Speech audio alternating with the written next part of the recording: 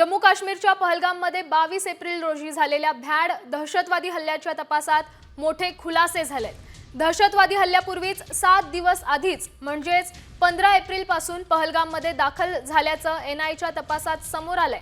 तसंच त्यांच्या निशाण्यावर पहलगाम सोबतच इतर 4 प्रमुख पर्यटन स्थळेही असल्याचं उघड झालंय।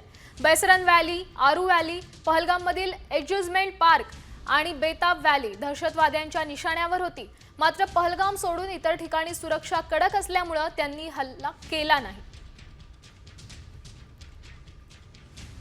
पहलगाम हल्ल्याच्या तपासात आणखी काय धक्कादायक खुलासे समोर आलेत पाहूयात।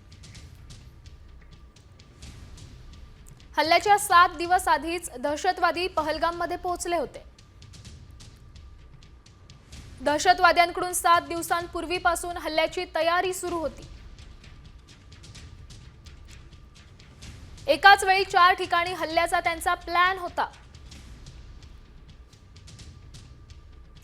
बैसरन, आरू व्हॅली, अम्युजमेंट पार्क, बेताब व्हॅलीमध्ये रेकी केली होती।